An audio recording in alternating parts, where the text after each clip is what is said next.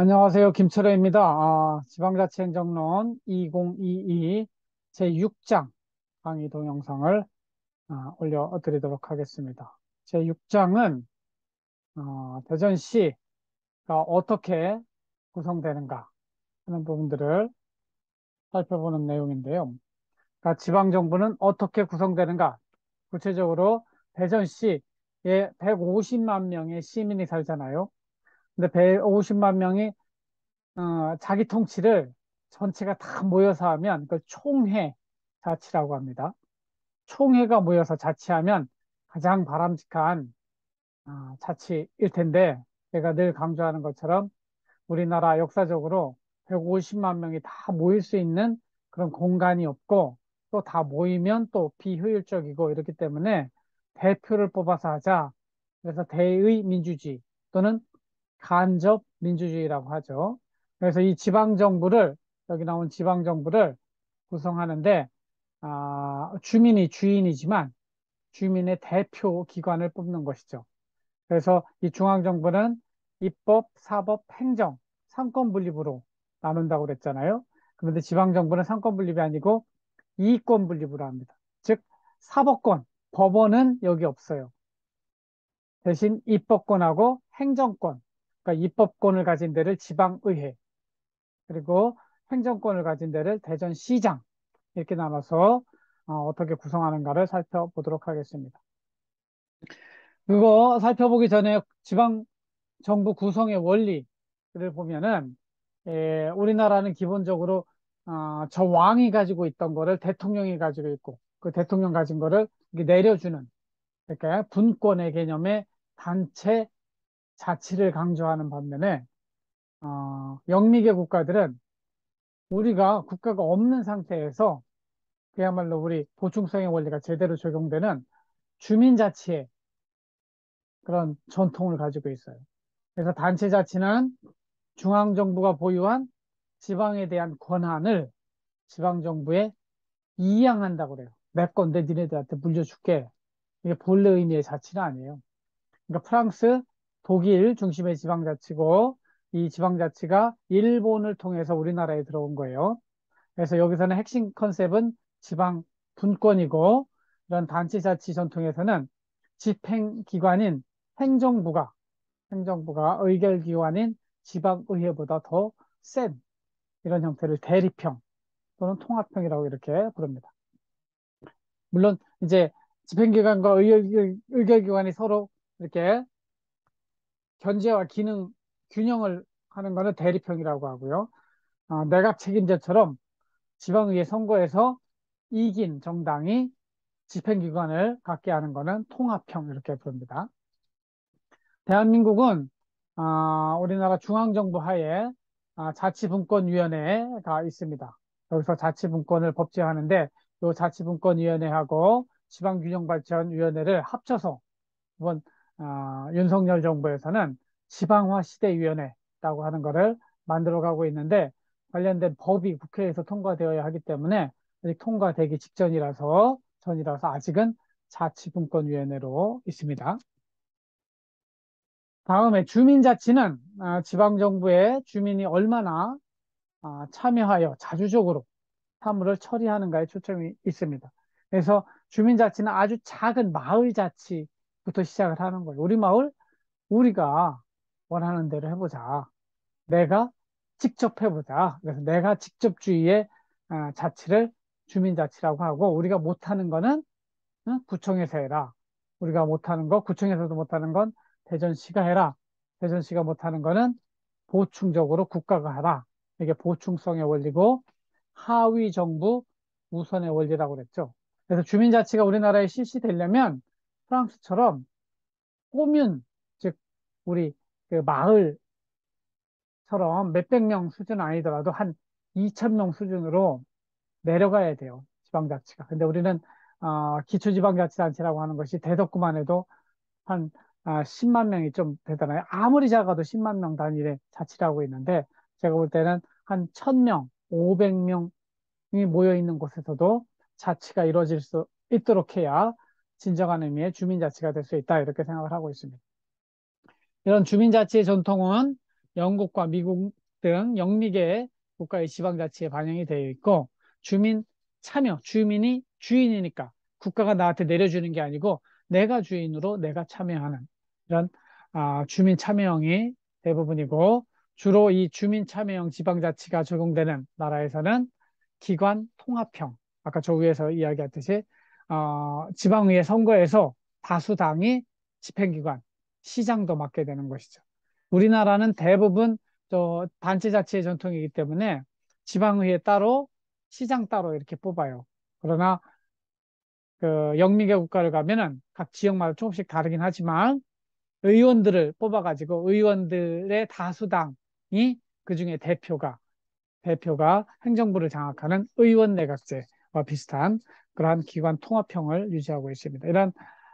우리나라에서는 뭐 단체자치가 기본적으로 더 중요하게 강조되고 있지만 주민자치라는 부분도 많이 강조가 돼서 주민자치위원회, 주민참여예산제도 여러분들 가다 보면은 대전시 주민참여예산제도에 의견을 내십시오. 여러분의 의견이 직접 예산에 반영됩니다. 이런 플랜카드를 볼 수 있는데 그런 것들이 다 주민자치의 전통이다. 이해하시면 되겠어요. 그 다음에 집행기관, 단체장, 즉 대전시장과 의결기관, 지방의회는 어떤 관계인가?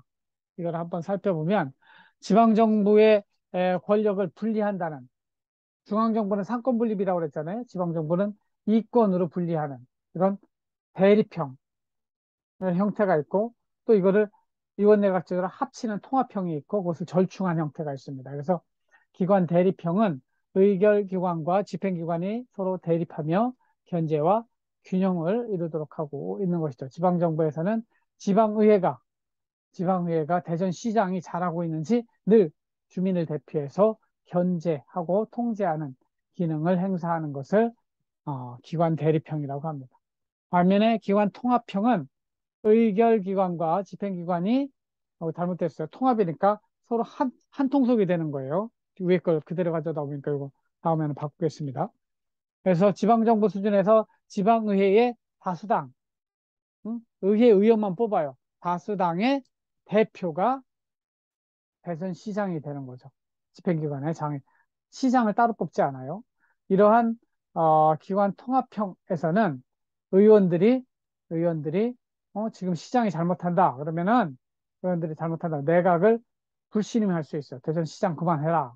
국민의 뜻이 아니다. 우리 지금 우리 내각 책임제로 갔다 오라면은 지금 같이 여론조사 결과 윤석열 정부가 25%밖에 지지를 못 받잖아요. 그러면은 이 정도 되면은 내각 불신임이 될 수 있는 거예요. 의회에서 너 지지율이 너무 따지니까 그만해라. 이렇게 일본이나 영국과 같은 수상제 국가, 의원 내각 국가에서. 반면에 대통령도 니네들 마음에 안 든다 그래. 의회 다시 해산하고 의회 해산이라고 하는 거는 다시 선거를 하자 이거예요. 총리가 의회를 해산하고 새로 국민의 뜻이 어떤지 알아보자고 다시 선거를 해보자 하고 좀 자유롭게 의회 해산권을 행사할 수 있는 이런 나라들이 기관 통합형이 되겠습니다. 더 민주주의에 적합한 것은 내각 책임제 또는 의원 내각제 제도라고 할 수 있어요. 그래서 우리나라도 좀 헌법을 바꿔서 대통령제가 아니라 의원 내각제로 바뀔 필요가 있습니다. 역사적으로 우리나라가 대통령제를 취하고 있는 가장 큰 이유는 북한 때문에 그래요. 북한이 언제 쳐들어올지 모르는데 의원 내각제처럼 민주주의 한다고 하다가 중구난방으로 의견이 나뉘어져서 효율적으로 대응을 못해서 또 6.25 전쟁처럼 당할 수 있으니 우리나라는 컨트롤 타워인 대통령이 군 통수권자로 모든 것을 책임지게 하자. 이런 의미에서 우리나라는 대통령제를 택하고 있는데, 우리나라도 의원 내각제로 가야 된다고 하는 생각을 저는 가지고 있습니다. 요 사이에 기관 대립형과 기관 통합형 사이에 절충형이라는 게 있습니다. 북유럽에 가면은 참사회형 이런 것들이 있고, 미국에 가면은 주민총회를 타운 미팅 또는 타운홀 미팅이라고 그래요. 그러니까 전체가 다 모여서 한번 결정을 하자는 것이죠. 좀 마을 자치하게 되면 마을회관 이런데 모든 사람들이 한번 모여서 우리 의견을 자유롭게 이야기하는 거죠. 저는 이제 협동조합을 하고 공동육아를 한 경험으로 볼 때 한 40가정이 같이 하는데 1년에 2번은 다 같이 모여서 자유롭게 토론을 해요. 그리고 남은 6개월 동안 무엇을 할 것인가 결정을 하고, 물론 그 안에도 집행부는 있죠. 그러나 그 구성원들이 내가 주인이다 하고 참여하는 그 자리를 총회라고 이렇게 부르죠. 그래서 앞으로 우리나라는 좀 자치가 공동체 자치뿐만 아니라 이런 이 주민총회가 열리는 자치로 갔으면 좋겠다는 생각을 가지고 있고, 북유럽의 참사회형이라고 하는 거는, 이거는 뭐냐면 기관 통합형하고 유사한데 참사위원들을 뽑아요. 지방의원들을 뽑아가지고 거기서 의원들이 돌아가면서 의장을 해요. 그래서 저 북유럽으로 가면 대통령의 권한이 그렇게 세질 않아요. 서로 돌아가면서 하는 거고, 책임만 있고 권한은 별로 없어요. 권한은 다 누구에게가 있냐면 주민들이 직접 결정할 수 있도록 이런 시스템을 운영하는 그러한 것을 참사회형이라고 한다. 그래서 우리나라도 좀 정치가 선진화되려면 지금처럼 국민의 뜻과 정치인들의 행동이 너무 불일치하잖아요. 일치하지 않잖아요. 이런 문제를 극복하기 위해서는 나는 주로 이제 주민총회를 하는 그런 이 주민자치 중심으로 나가야 된다. 이런 의견을 가지고 있습니다. 그럼 우리나라 지방정부의 집행기관은 어떻게 구성되는가? 저 대전시장을 말하는 거예요. 그래서 대전시장은 어떻게 뽑는가? 대부분 선거를 통해서 뽑죠. 지난 6월에 지방선거를 했잖아요. 그래서 이장우 시장이 당선됐는데, 이장우 시장을 뽑는 과정을 살펴보는 거예요. 어떤 사람이 투표를 할 수 있느냐? 선거인 명부 작성일 기준으로 만 19세 이상, 여러분들도 총학생회장 선거하고 그러잖아요. 그러니까 대전시장 뽑을 때는 선거인 명부, 이게 선거관리위원회에서 하는 일이죠.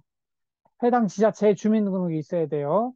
그리고 선거권이 없는 자, 금치산 선고를 받은 자라든가 형 집행이 완료되지 않은 자, 즉 감옥에 있는 자, 선거 범죄를 저지른 자, 이런 사람들은, 그래서 금치산 선고라고 하는 거는 정신이 온전치 못해가지고 법원이 당신은 금치산자야, 다신 앞으로 스스로 자치할 수 없어, 이랬기 때문에 선거권도 없는 그런 사람을 금치산 선고를 받은 자라고 합니다.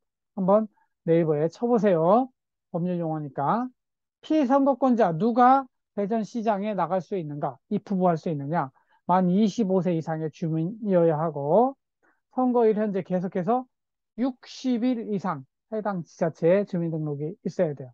여러분이 오늘이 대전시장 선거일이다 그러면 2달 전부터 내가 대전시에 주민등록을 두고 있어야 돼요. 선거권이 없는 자, 피선거권이 없는 자, 대전시장에 나갈 수 없는 사람은 누구냐? 선거권이 없는 자, 또는 법원의 판결, 또는 법률로 피선거권을 상실한 자, 이런 사람들은 출마할 수가 없습니다. 대전시장에. 그리고 대전시장이 되면 4년 동안, 한 번 뽑히면 4년 동안 하고, 3번 연임할 수 있어요. 즉, 12년 연속해서 할 수 있어요. 그 이상은 못해요. 그 다음에 사임할 경우에는 지방의회 장에게 사임 통보서를 제출하면 되고, 100만 원 이상의 형 선고, 법원에서 땅 해가 공직선거법, 지방자치법 위반 100만 원 이상 형이 확정되면 피선거권을 박탈당합니다. 그리고 본인이 100만 원 이상의 벌금형을 받거나 징역형을 받았어요. 그리고 선거 사무 관계자 또는 가족이 300만 원 이상 벌금형을 받으면 당선 무효. 그래서 새로 재선거를 해야 돼요. 그 사람은 무효가 된 그 시점부터 이제 시장이 아닌 거죠.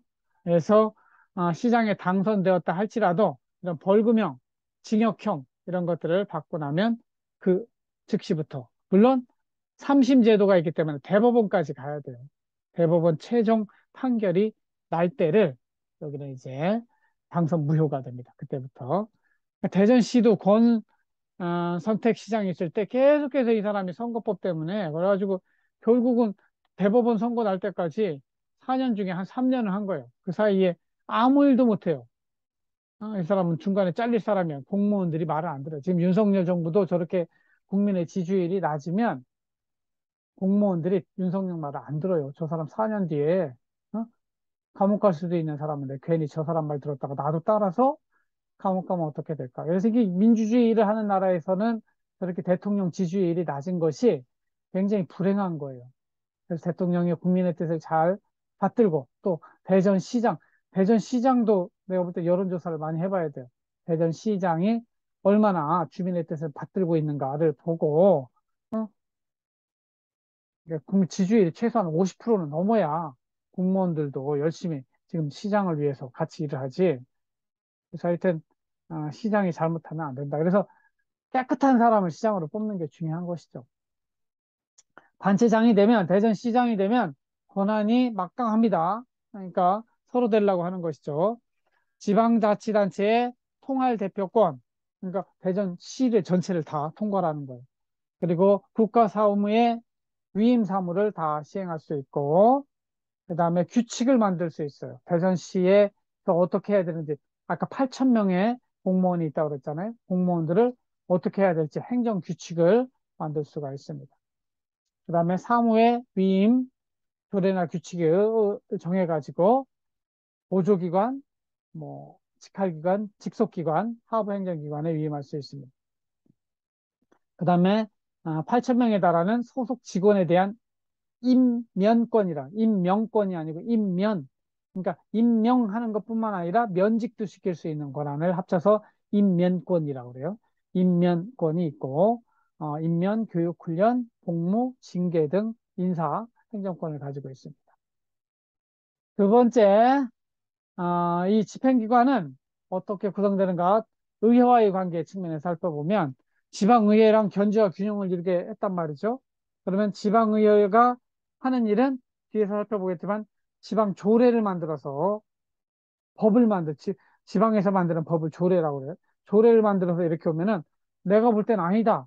그러니까 대통령은 이걸 거부권 행사한다 그러잖아요. 이거는 제의 요구하고 제소할 수 있습니다. 이것이 지방의회에서 만들어서 조례를 만들어 올렸는데 법령 위반이다. 이럴 때는 제의 요구를 할 수 있어요. 그러나 다시 돌려보냈는데 이건 헌법하고 똑같아요. 지방의회 2분의 1 출석에 3분의 2 찬성이 되었다.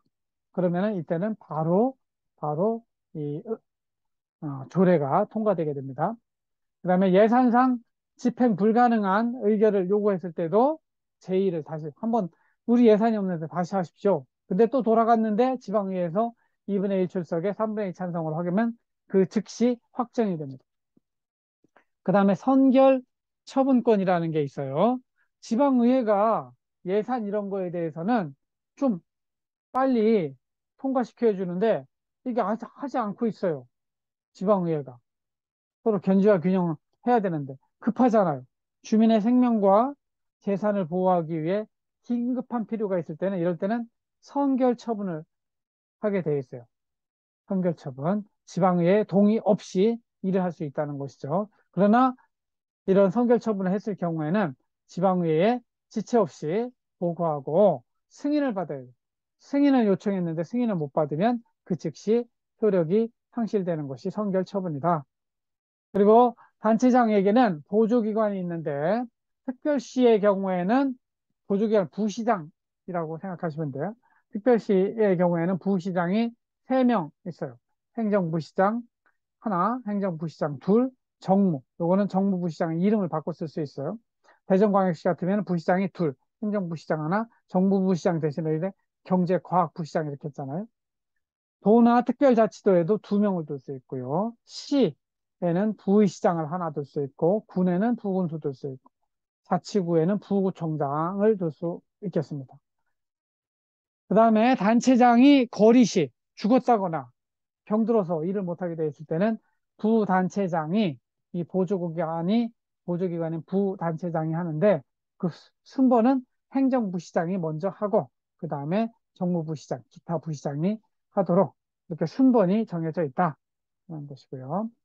그 다음에 단체장의 소속 행정기관으로는 직속기관, 대전시에서 살펴봤을 때 직속기관, 사업소, 출장소, 합의제 행정기관, 자문기관 이런 것들을 두고 대전시 일을 잘하려면 이런 것들이 필요하다. 그랬더니 직속기관으로 만들 수 있고 사업소로 만들 수도 있고 멀리 있는 곳에서는 섬 같은 데 있을 때는 출장소를 둘 수도 있고 필요한 자문기구가 필요할 땐 자문기구도 만들 수 있는 권한이 단체장에게 있다. 그리고 단체장의 하부 행정기관, 단체장 밑에서 하게 되는 요거는 자치는 아니에요. 자치라고 하는 거는 주민들이 직접 그 사람을 뽑아야 되는데 주민이 직접 뽑은 사람은 아닌데 요거는 행정이라고 그래요. 지방 행정하는 하부 기관으로는 행정부, 읍, 면, 동이 있다. 그래서 하부 기관 장의 임면을 단체장이 하게 돼 있고 그 다음에 하부기관장의 직무 권한을 행사할 수 있게 되어 있습니다. 그래서 하부기관이라 하면은 그러니까 대전시로 따지면 대전시 대덕구까지는 자치구의 대덕구청장이 그 밑에 있는 기관들의 읍면 동장 이렇게 임명하는 거는 이제 하부기관을 임명한다 이렇게 이야기하고 있고 교육, 과학 이쪽은 교육자치 따로 제가 한 시간 하겠지만 지방교육자치에 관한 법률에 따라서 이루어지게 되어 있습니다. 그 다음에 지방의회까지 끝내려고 하는데 지방의회 의원도 선거를 통해서 지방선거를 통해서 선출이 되고 임기는 4년으로 되어 있습니다. 그리고 요거는 단체장은 3회 연속하는 거 3회까지만 한다고 그랬잖아요. 지방의회 의원은 제한이 없습니다. 그리고 의정 활동비, 월급이라는 건 없고, 지방의원들에게 돈은 의정 활동비라고 하는데, 의정비 심의위원회에서 결정을 하게 되어 있습니다. 그리고 특히 이제 광역자치단체가 아니라 기초지방자치단체 지방의원들에게 정당 공천이 필요한가? 이거는 논쟁거리예요. 그러니까 지역에서 일하는 사람인데 꼭 뭐 민주당이냐, 국민의회냐, 이런 국민의힘이냐 이런 소속 정당을 따질 필요가 있느냐 이거죠. 저는 반대합니다. 저는 반대하고 우리 마을에서 일하는 일꾼은 인물 중심으로 정당이 아니고 정치적 이념과 관계없이 정말 우리 주민들을 위해서 얼마나 열심히 뛰는가 그 사람의 인물을 보고 투표를 해야지 지금처럼 뭐 국민의힘 기호 몇 번, 응? 민주당 기호 몇 번 이래가지고 정당 보고 뽑는 것은 옳지 않다. 그래서 저는 정당 공천제에 대해서 찬성하는 입장이고 반대하는 입장은 정당 공천제를 반대하는 입장은 지방 정치가 어, 중앙 정치에 종속되고 주민자치 실현에 저해되고 공천에 비리가 발생하고 이런 문제들을 지적하고 있습니다. 그래서 저는 정당 공천제에 대해서 반대하는 입장입니다. 여러분들은 찬성하는 입장에서 있을 수 있어요. 자유롭게 자신의 입장을 정하면 됩니다. 지방의회에 가면 지방의회 의장이 있고 부의장이 있고 위원회가 있습니다. 의장은 무기명 투표로 임기 2년. 이것도 국회 의장하고 똑같아요. 부의장도 2년 이렇게 하게 되어 있고요. 그 다음에 상임위원회가 있어서 그 국회에도 각 부처별로 상임위원회가 국회에 있어요. 지방의회에도 대전시에서 하고 있는 보건복지에 그러면 보건복지 상임위원회가 있는 거예요. 그렇게 해서 그 관련된 일들을 견제와 균형을 이루게 돼 있다.